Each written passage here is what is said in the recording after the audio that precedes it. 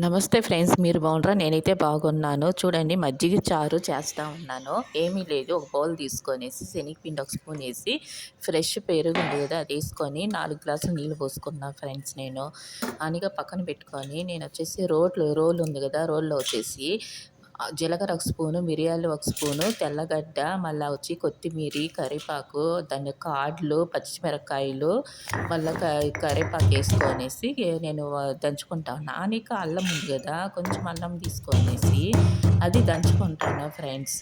చూడండి, 10 నిమిషాలు అయితే చాలు. ఒక డేక్షా పెట్టుకొని ఆ డేక్షాలో ఆయిల్ వేసుకున్నాను. ఆయిల్ నుంచి దంచుకున్నామే అది వచ్చి మిశ్రమం అంతా దీంట్లో డేక్షాలో వేసుకుంటా ఉన్నాను.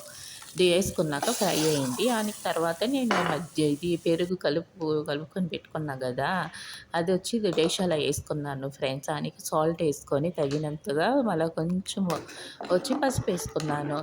ఆనక కొంచెం స్టవ్ మీద ఉంటే చాలు, ఒక 5 నిమిషాలు ఉంటే చాలు ఫ్రెండ్స్. అదే వచ్చేసి బాయిల్ అవ్వాలని అవసరమే లేదు, కొంచెంసేపు పెట్టుకుంటే చాలు. ఇది వచ్చి ఒక లైక్ చేయండి, కమెంట్ చేయండి, షేర్ చేయండి. మజ్జిగ చారు.